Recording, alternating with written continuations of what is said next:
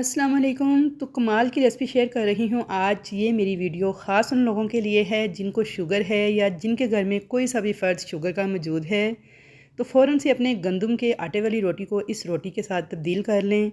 तो दिन रात दवाइयाँ या गोलियाँ भी तभी असर करती हैं जब साथ में डाइट का प्रॉपर ख्याल रखा जाए। तो सबसे पहले आप अपनी रोटी को चेंज करें और शुगर को कंट्रोल करें।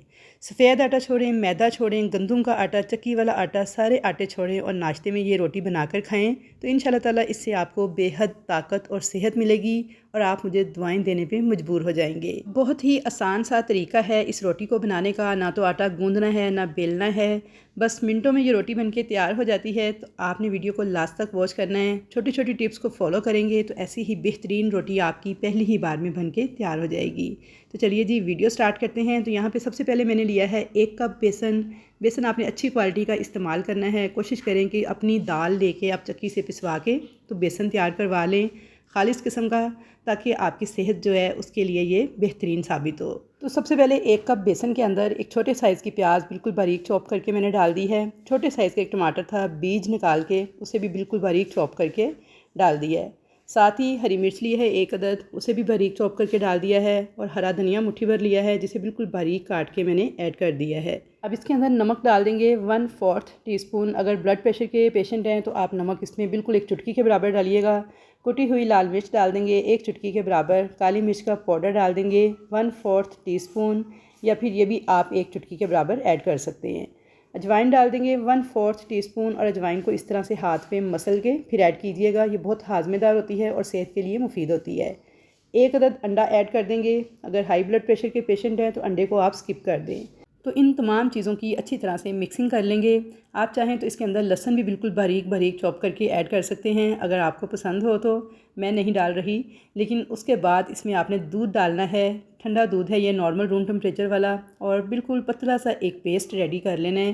पेस्ट आपका गाढ़ा बिल्कुल नहीं होना चाहिए। ऐसे पेस्ट आपका हो जैसे पतला पानी की तरह का पेस्ट है ना, तो रोटियां बहुत बेहतरीन बन के तैयार हो जाएंगी। लेकिन अगर गाढ़ा पेस्ट बनाएंगे तो फिर रोटी मोटी बनेगी और वो इतनी मज़े की नहीं बनेगी।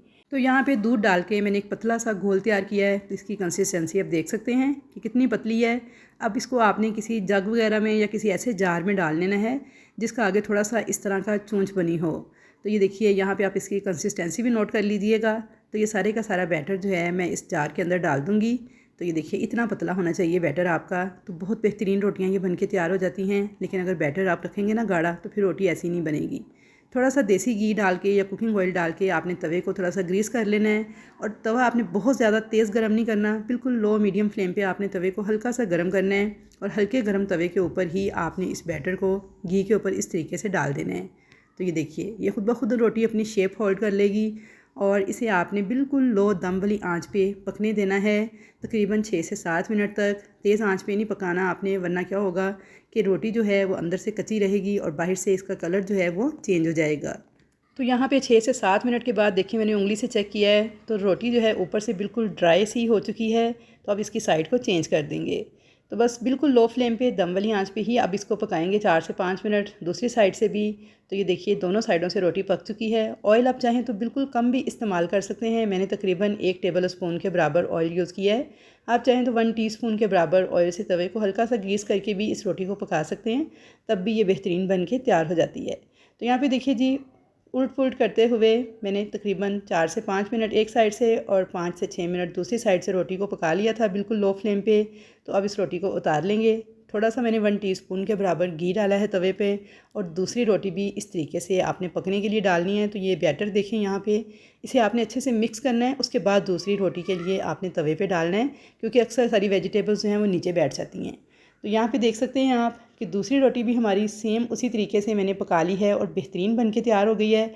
और इसी तरीके से अब तीसरी रोटी भी अब तैयार कर लेंगे। तो 1 कप बेसन के साथ 3 बेहतरीन नॉर्मल साइज़ की रोटियां बन के तैयार हो जाती हैं, जो कि बिल्कुल परफेक्ट ब्रेकफास्ट है आपके लिए। तो आप ज़रूर इस रेसिपी को ट्राई कीजिएगा और मुझे फ़ीडबैक देना मत भूलिएगा। तो यहाँ पे मैं आपको फ़ाइनल लुक चेक करवा दूँ। तो ये देखिए माशाल्लाह से देखते ही मुंह में पानी आ रहा है और कितनी सॉफ्ट बन के तैयार हुई है। मैं आपको तोड़ के भी दिखा देती हूँ। तो ये देखिए नरम और मुलायम, मुंह में घुल जाने वाली जायकेदार ये बेसन की रोटी बन के तैयार होती है। वीडियो अगर पसंद आ रही है इस स्टेज पे तो लाइक करें, शेयर करें और कमेंट करके बताएं कि कैसी लगी आपको मेरी आज की ये रेसिपी। तो इंशाल्लाह ताला मुलाकात होगी आपके साथ एक अच्छी और नई रेसिपी के साथ। तब तक के लिए अल्लाह हाफिज़।